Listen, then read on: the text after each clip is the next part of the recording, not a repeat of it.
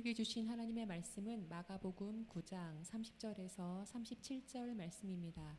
봉독해 드리겠습니다. 그곳을 떠나 갈릴리 가운데로 지날새 예수께서 아무에게도 알리고자 아니하시니 이는 제자들을 가르치시며 또 인자가 사람들의 손에 넘겨져 죽임을 당하고 죽은 지 3일 만에 살아나리라는 것을 말씀하셨기 때문이더라. 그러나 제자들은 이 말씀을 깨닫지 못하고 묻기도 두려워하더라.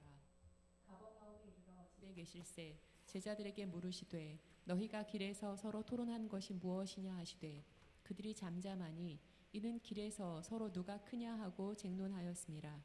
예수께서 앉으사 12 제자를 불러서 이르시되 누구든지 첫째가 되고자 하면 뭇사람의 끝이 되며 뭇사람을 섬기는 자가 되어야 하리라 하시고 어린아이 하나를 데려다가 그들 가운데 세우시고 안으시며 제자들에게 이르시되 누구든지 내 이름으로 이런 어린아이 하나를 영접하면 곧 나를 영접함이요 누구든지 나를 영접하면 나를 영접함이 아니요 나를 보내신 이를 영접함이니라. 아멘. 아멘. 오늘 주신 하나님의 말씀을 통해 하나님 나라에 속한 자라는 제목으로 담임 목사님 설교하실 때에 큰 은혜의 시간이 되시기를 축복합니다. 아멘. 우리 인사하겠습니다. 잘 나오셨습니다. 사랑하고 축복합니다.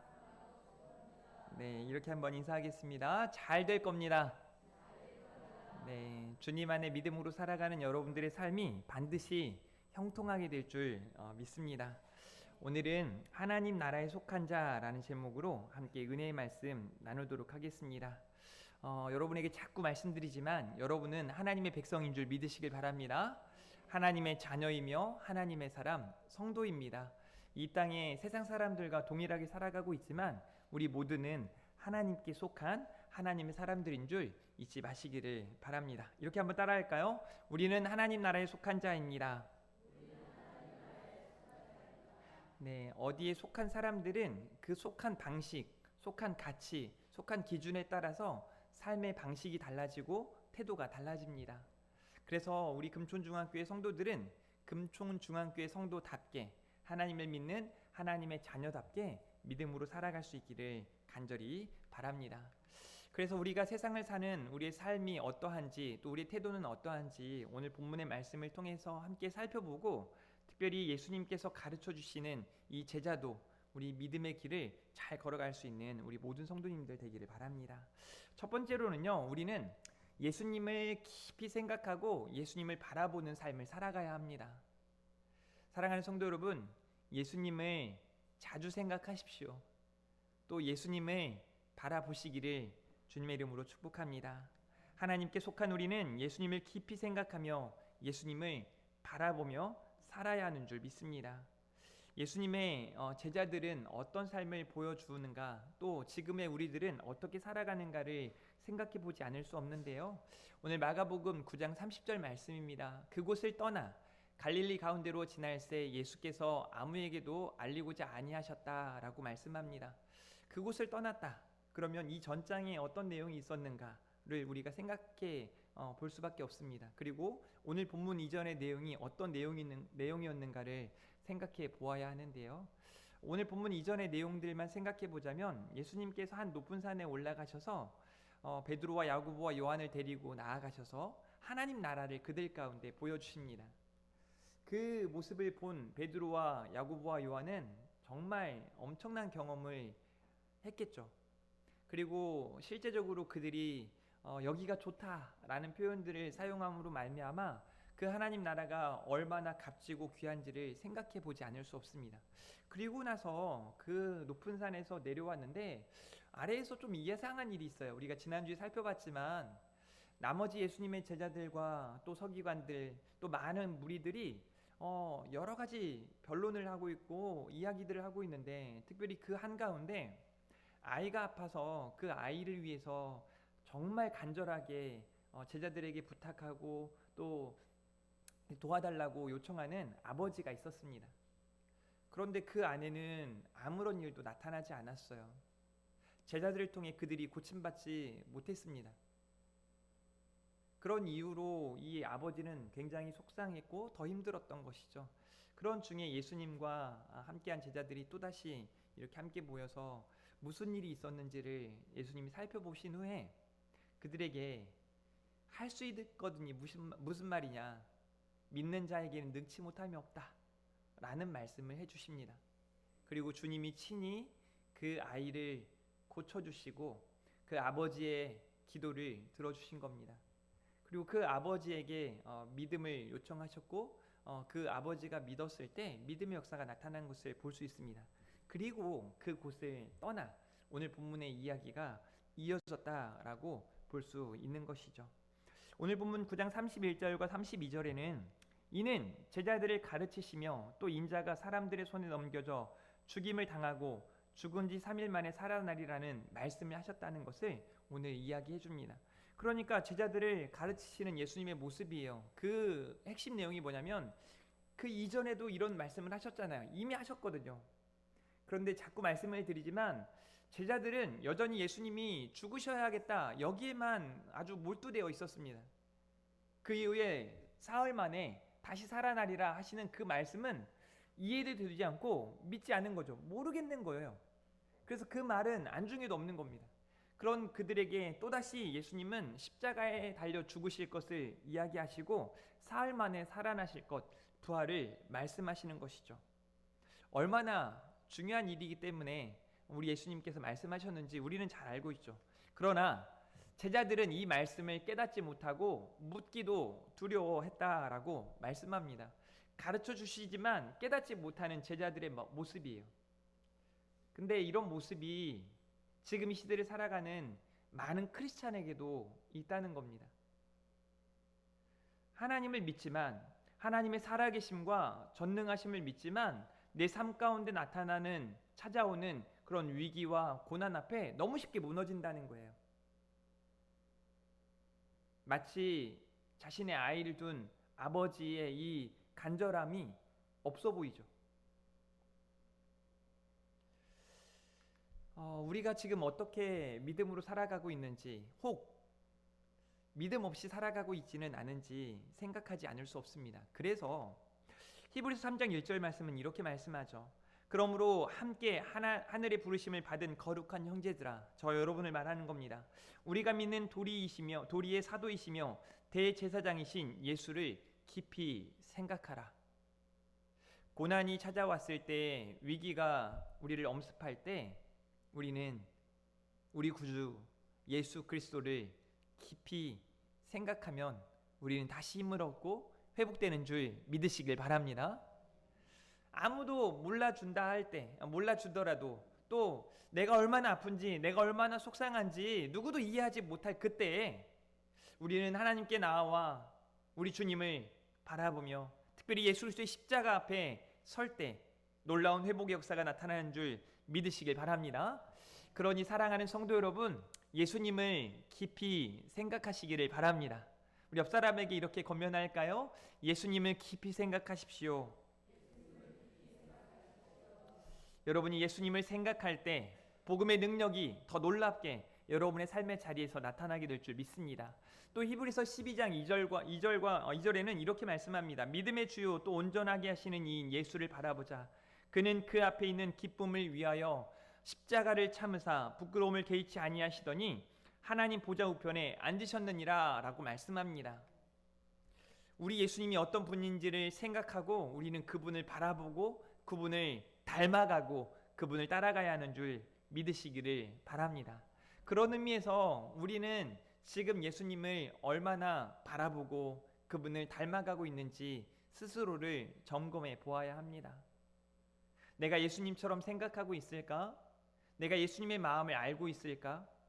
내가 예수님처럼 바라보고 예수님처럼 생각하고 예수님처럼 말하고 예수님처럼 살아가고 있을까? 하는 고민을 날마다 하셔야 하고 또 날마다 그렇게 결단하시기를 주님의 이름으로 축복합니다. 예수님의 십자가 죽으심과 부활을 기억하시기를 바랍니다. 그리고 그 구원의 감격과 영생의 소망을 가지고 살아가는 사랑하는 우리 금촌중앙교회 성도들 다 되기를 주님의 이름으로 축복합니다. 이렇게 세상에 사는 크리스찬들이 이런 믿음으로 살아간다면 예수님을 생각하고 예수님을 바라보고 예수님의 십자가 죽음과 부활을 통해 우리가 얻은 그 구원의 감격과 하나님 나라에 대한 소망으로 살아간다면 정말 이 땅에 얼마나 많은 사람들이 하나님께로 돌아오게 될까 하는 기대가 있습니다. 사랑하는 성도 여러분, 먼저 우리가 그렇게 살아갈 수 있기를 바랍니다. 두 번째로는요, 하나님 나라의 가치와 기준으로 살아가는 삶을 살아가야 합니다. 예수님을 생각하면, 예수님을 바라보면 당연히 우리의 가치는 달라질 수밖에 없습니다. 이 땅에 살아가는 세상 사람들과 똑같은 가치로 살아가는 것이 아니라 세상 사람들과 다른 하나님 나라의 가치를 가지고 살아가는 것입니다. 제가 이 가치가 무엇인가를 좀 사전에 찾아봤더니 이렇게 되어 있어요. 여러 가지 의미로 좀 설명을 하지만 사물이 지니고 있는 쓸모라고도 설명을 하고, 또 대상이 인간과의 관계에 의하여 지니게 되는 중요성이라고도 설명합니다. 그래서 인간의 욕구나 관심의 대상 또는 목표가 되는 진선미 따위를 이르는 말이다라고 설명을 하죠. 그런 의미에 있어서 우리가 가지고 있는 하나님 나라의 가치는 뭘까요? 하나님 때문에 우리의 가치가 어떻게 달라졌는지를 생각해 보지 않을 수 없습니다. 그 가치에 따라 우리의 기준, 삶의 태도, 삶의 방식이 달라지기 때문에 아주 중요한 사실입니다. 여러분, 잠언 말씀에 저 사람의 생각이 그 사람이다라는 표현이 있거든요. 조금 더 오늘 말씀과 연결해서 말씀드리지만, 저 사람의 가치가 그 사람의 기준이 되고 그 사람의 삶이 되고 그 사람을 나타내는 그 사람 자체가 된다라는 말씀입니다. 그런 의미에서 내가 하나님을 믿는데 내가 정말 하나님 나라의 가치와 기준으로 살아가고 있는가를 생각해 볼 필요가 있는 것입니다. 예수님의 십자가 죽음 그리고 부활 앞에서 제자들은 지금 누가 크냐 쟁론하고 있는 것이죠. 그들의 토의 내용이 황당합니다. 보세요. 9장 33절, 가버나움에 이르러 집에 계실새 제자들에게 물으시되 너희가 길에서 서로 토론하는 것이 무엇이냐 하시되 라고 말씀하세요. 길에서 지금 너희들이 이야기하고 있는 거, 저도 가끔 목양실에 앉아 있으면 카페에서 이제 이야기하는 소리가 잘 들립니다. 대부분 이제 막 너무 이제 교회 안에서 있었던 이야기, 또 서로의 안부를 믿고 뭐 정확한 내용들이 들려지진 않지만 대략적으로 그런 이야기들인 것 같아요. 그래서 그 대화가 가끔은 들려요. 제가 웬만하면 좀 안 들으려고 찬양을 좀 더 크게 틀어놓고 신경을 잘 안 쓰죠. 그래서 목양실 위치를 바꿔야 되나 뭐 하는 생각도 좀 있긴 한데, 어찌됐든 저는 좀 저 나름대로는 좋죠. 성도들이 무슨 이야기를 하고 있는가, 그냥 와가지고 뭐 주식이 올랐네, 코인이 떨어졌네, 뭐 혹은 뭐 내가 이번 주에 상사가 어땠네, 저쨌네, 뭐 그냥 세상의 짐을 그대로 가지고 와가지고 세상 짐 보따리를 교회에 와가지고 하나씩 풀어놓으면서 당신도 나누어지세요. 나도 있거든. 나의 고통과 나의 슬픔도 너도 좀 짊어져봐 하고 또 나눠주고 막 이런 것이 아니라, 세상 가운데 여러분이 믿음으로 살면서 주시는 은혜들을 좀 나누고 다시 회복되고, 그래서 만나면 행복한, 한번 따라해 볼까요? 만나면 행복합니다. 우리 교회 성도님들은 서로 만나면 행복했으면 좋겠습니다. 저 사람 만나면 기분이 안 좋아, 그래서 막 피하고 이러면 되겠습니까? 교회는 그러면 안 돼요. 만나면 행복한 공동체가 바로 교회 공동체인 줄 믿으시길 바랍니다. 이 사람들이 토론하는 내용들이 무엇이냐고 질문하세요. 그들이 잠잠하니 이는 길에서 서로 누가 크냐 하고 쟁론하였음이니라. 길에서 서로 누가 크냐 하고 쟁론하고 있었다고 말하고 있습니다. 그러니까 이 제자들의 토론 주제가 뭐냐면 누가 크냐. 이 크냐라는 말은 헬라어로 더 큰, 더 위대한, 그러니까 내가 좀 더 낫지 않아? 내가 좀 높은 사람 아니야? 너보단 내가 낫지. 이거 좀 우리가 아무도 모르게 스스로 생각하는 모습 아닙니까? 저 사람보다 내가 좀 똑똑한 것 같아.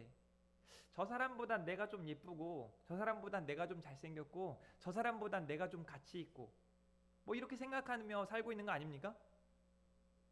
어떻게 알았지? 그죠? 여러분 생각이 그렇잖아요. 저도 제가 사역을 굉장히 오랜 기간 동안 이렇게 하면서 초창기에 한 10년이 안 됐을 때 그 무렵에는 제가 어떤 생각을 했냐면, 나는 그래서 이 그 프로필 중에 하나가 21세기 스펄전이었어요. 나는 설교 대단히 잘하지. 그래서 아마 내가 교회 가서 설교하면 막 사람들이 뒤집어지고 엄청나게 많은 사람들이 몰려오고 그렇게 될 거야. 저 사람들은 왜 이렇게 설교를 못하는 거야? 사실 누가 못하다고 이렇게 생각한 적은 별로 없고, 제가 좀 잘할 거라고, 잘해야겠다고 하는 생각들을 많이 가졌었습니다. 근데 시간이 흐르면서 제 설교를 제가 들어보니까 속상해요. 그래서 이제 자기 객관화가 된 거죠. 그래서 제가 어디 가서 나는 설교를 되게 잘합니다, 뭐 설교 잘합니다 이런 말을 하지 않아요. 설교에 대해서 이야기하지도 않습니다.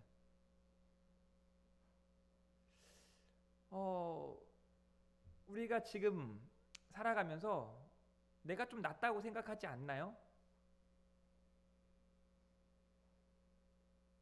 그 축구 경기를 보면서, 심지어 그 프리미어 리그를 보면서 사람들이 패스했어야지 슈팅했어야지 그걸 못 막아 이런 말을 너무 쉽게 한단 말이죠. 축구를 굉장히 오랫동안 해본 저로서는 와, 엄청나게 잘하거든요. 어떻게 저렇게 패스하지? 어떻게 저 공을 저렇게 공을 트래핑하고 저렇게 슈팅하지? 어쩜 저렇게 잘 뛰어? 막 하는 생각을 안 할 수가 없거든요. 그러니까 몰랐을 때는 그거 못해, 주고받고 슈팅하면 되는 거잖아. 저 구석 한 모퉁이로 넣기만 하면 되는 걸 그걸 못해? 뭐 이런 말들을 너무 많이 한다는 거죠. 제가 축구로만 이야기해서 그렇지만 우리가 살면서 그럴 때가 너무 많다는 거예요. 야, 저 아주머니 저렇게밖에 못 걸어? 저렇게밖에 말을 못해? 뭐 이런 말들 저런 말들에서 얼마나 많이 내가 좀 낫다고 생각하는지 모릅니다. 제자들이 더 심각했던 이유는 뭐냐면, 지금 예수님은요 2번씩이나 내가 너희들을 위해, 이 세상을 위해 십자가에 달려 죽을 것이고 사흘 만에 살아날 거야. 복음의 정수를 그들 가운데 가르쳐 주지만 그 복음에 대한 관심도 없고, 그들의 가치는 하나님 나라에 이미 하나님 나라에 있지 않고, 그들의 기준은 하나님 나라와 무관하기 때문에 지금 예수님의 십자가와 부활 앞에서 그들이 하는 이야기가 누가 크냐? 내가 낫다, 내가 잘났다, 내가 너보다 높은 사람이야 라고 하고 있는 그런 내용입니다. 그때 예수님의 교훈이 이어지는데요, 마가복음 9장 35절, 예수께서 앉으사 12제자를 불러 이르시되. 참 저는 예수님의 이 모습이 너무 참 제 마음에 와닿아요. 그냥 제 성격상 아마 제가 예수님이라면, 또 가서 이 부분만 설교를 들어가지고 우리 목사님이 지가 예수님이라 그랬어 해가지고 이단 만들지 마시고, 제가 예수님이라면 지금 다가올 예루살렘에서의 이 사역들을 생각하면서, 또 십자가를 질 거를 생각하면서, 내가 십자가에 달려 죽을 거야, 머지 않았어, 물론 다시 사흘 만에 살아날 거야, 그들에게 이런 가르침을 주고 있는데 그 앞에서 누가 크냐고 이렇게 이야기하고 있으면 저는요 이렇게 했을 것 같아요. 조용히 하네, 너 다 모여, 베드로 너부터 앞장서, 머리 박어, 뭐 하고. 어떤 교회 목사님은 그렇게 하더라고요. 막 성도님들, 막 안수 집사님들, 장로님들 모아놓고 막 머리 박어 시키고 막 하더라고요. 말도 안 되는 행동이죠. 저는 예수님의 제자들에게는 그랬을지도 모르겠어요. 야, 뭐 하냐 너? 앉아 일어서, 앉아 일어서, 엎드려 막 했을 것 같아요. 근데 예수님은요, 얘들아 다 이리 와봐, 그들을 앉히시고 가르쳐 주시는 거예요. 누구든지 첫째가 되고자 하면 무사람의 끝이 되며 무사람을 섬기는 자가 되어야 하리라. 너희들이 지금 논쟁하고 있는 게 누가 크냐라는 내용이 핵심일 텐데, 첫째가 되고자 한다면 무사람의 끝이 되어야 해. 누구처럼요? 예수님처럼. 무사람을 섬기는 자가 되어야 한다라고 가르쳐 주시는 거죠. 사랑하는 성도 여러분, 지금 우리는 우리의 기준과 가치를 생각해 보아야 합니다. 그리고 이어 예수님께서 어린아이 하나를 불러 세우시고 그를 안으시고 가르쳐 주세요. 저도 좀 예수님을 닮아서 이렇게 좀 가르쳐 주고 여러분에게 잘 소개했으면 좋겠는데 터무니없이 부족해서 죄송할 뿐입니다만, 성경 말씀 있는 그대로 여러분들에게 전하니 잘 들어주시길 바랍니다. 마가복음 9장 36절 37절에 어린아이 하나를 데려다가 그들 가운데 세우시고 안으시며 제자들에게 이르시되 누구든지 내 이름으로 이런 어린아이 하나를 영접하면 곧 나를 영접함이요 누구든지 나를 영접하면 나를 영접함이 아니요 나를 보내신 이를 영접함이니라 라고 말씀하고 계십니다. 관계에 대하여 생각하지 않을 수 없습니다. 가난한 자, 고아들, 힘없는 여인들, 또 노인들, 그리고 어린아이들을 바라보는 예수님의 제자들, 당시의 종교 지도자들과는 완전히 다른, 확연히 다른 예수님의 가르침이 지금 전해지고 있는 겁니다. 보세요. 하나님의 말씀을 배우고 그 말씀을 따라 살겠다고 결단하고 또 그 말씀을 가르치는 당시의 종교 지도자들, 또 그들의 삶 가운데 실제적으로 찾아오셔서 정말 아무것도 아닌 예수님의 제자들 중에 뭐 얼마나 대단한 스펙을 가지고 있습니까? 예수님이 지금 이 시대에 어떤 목회자를 청빙하거나 담임 목사를 청빙한다면 지금 우리들의 기준과는 전혀 다릅니다. 대학원을 나왔나? 박사학위가 있나? 유학을 다녀왔나? 큰 교회 사역했나? 이게 아니란 말입니다. 예수님은 제자들을 부르시는데 그들의 어떤 대단한 스펙을 보지 않으시고 그들 각자의 삶의 자리에 찾아가셔서 있는 그 자리에서 그들을 부르셨어요. 어부 출신들이 대부분이고 배우지 못한 사람들. 그런데 그런 그들이 예수님을 따라다니며 늘었던 게 뭐냐면 내가 좀 나아, 내가 좀 잘났지. 되게 안타깝지 않아요? 바리새인과 서기관들이 어땠습니까? 나는 11조 하는 사람이야. 나는 구제하는 사람이야. 나는 저 사람들보다 우위에 있는 사람이야.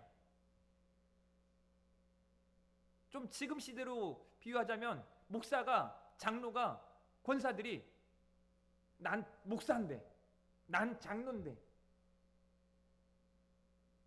난 권사인데 목 뻣뻣해지고 뭐 무슨 기부술 찬 건지 도대체 이해할 수 없어요. 실제적으로 좀 큰 교회일수록 더 기부수가 돌로 된 것 같아. 강해지는 것 같아. 철기부수를 한 건지 도대체 이해갈 수 없어요. 시차례를 가거나 노예를 가면 딱 보입니다. 딱 보여요. 그냥 개척교회 목사님들은 막 그냥 겸손히 몸에 배어 있어요. 저처럼. 아닌가요?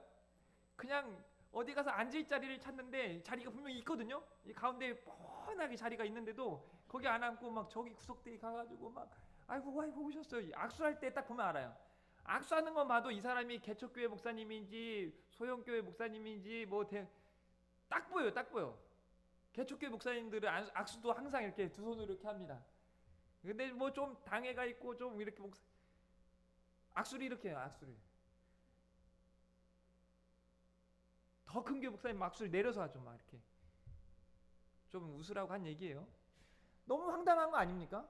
당시 종교 지도자들이 그랬고 지금의 교회 지도자들이 그렇습니다. 안타까운 현실이에요. 근데 예수님의 가르침을 보세요. 너네가 첫째가 되고 싶어? 끝자리에서. 너네가 정말 큰 사람이 되고 싶어? 그럼 섬겨. 주님은 보여주셨죠. 하나님이신 예수님께서 그들을 구원하시기 위해 이 땅에서 십자가를 지실 예수님께서 그들의 흙이 묻고 먼지가 묻은 발을 씻어 주십니다. 그들에게 떡을 떼어 나누어 주십니다.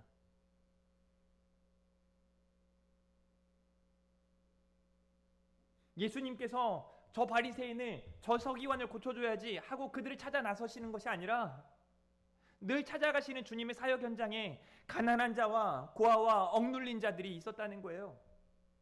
주님이 삶으로 보여주시고 주님은 이제 지금 제자들에게 누가 크냐 쟁론하고 있는 그 어리석은 자들에게 가르쳐주고 계시는 거예요.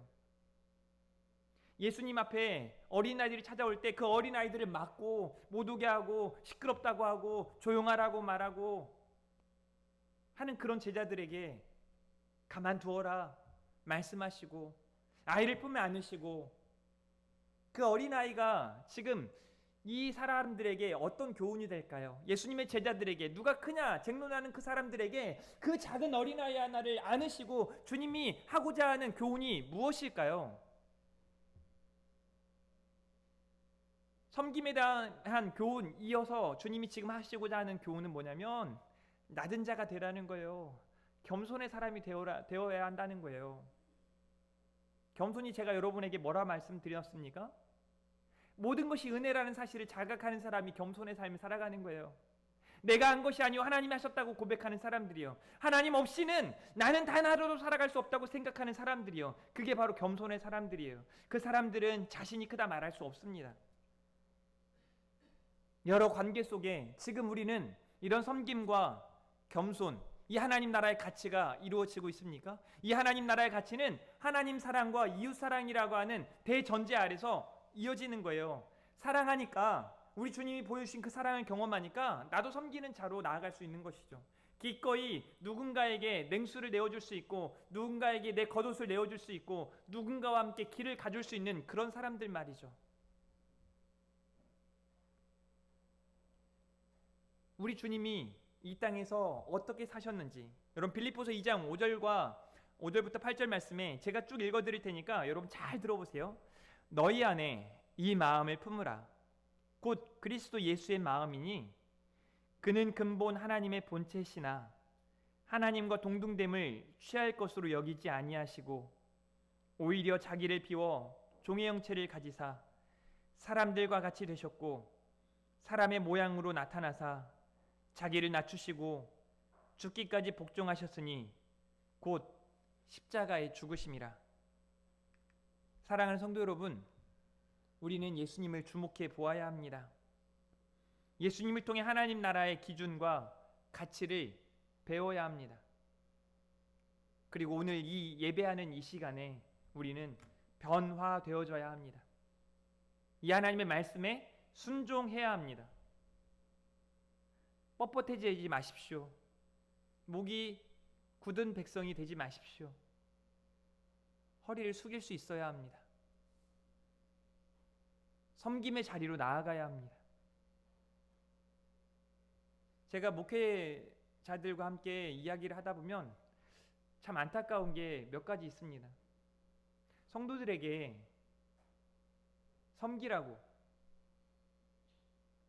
성도들에게 헌신하라고 하는 메시지를 전하는 게 부담스럽다는 겁니다. 물론 저도 마찬가지입니다. 그러나 전하지 않을 수 없는, 전할 수밖에 없는 복음입니다. 하나님의 뜻이고 하나님께서 저와 여러분에게 가라고 말씀하시는 믿음의 길인 줄 믿으시길 바랍니다. 그러니 이제는 세상의 가치를 내려놓고 하나님 나라의 가치를 붙잡으시기를 주님의 이름으로 축복합니다. 그리고 이제 세상의 기준과 똑같이 이기적으로 살아야 잘 산다는 것이 아니라 하나님 나라의 기준을 따라 겸손으로, 온유로 옷 입으시고 믿음의 길 갈 수 있는 사랑하는 우리 성도들 다 될 수 있기를 주님의 이름으로 축복합니다. 우리 마지막으로 이렇게 인사하고 찬양하면서 말씀을 마치도록 할 텐데요. 이렇게 한번 인사하겠습니다. 제가 섬기고 겸손하겠습니다. 겸손한 자로 승리하는 우리 성도들 다 될 줄 믿습니다. 함께 찬양하고 준비된 예물 하나님께 드리겠습니다. 옳은 길 따르라 의의 길을 찬양합니다. 우리 결단하며 찬양하겠습니다.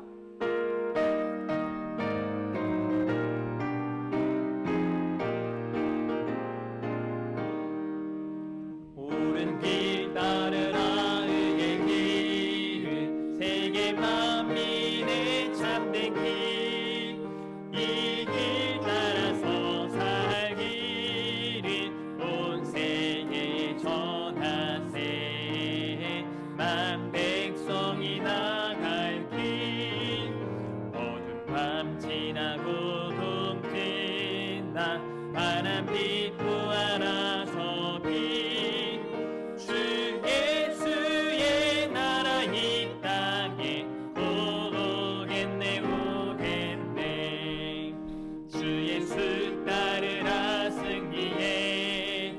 세계 만민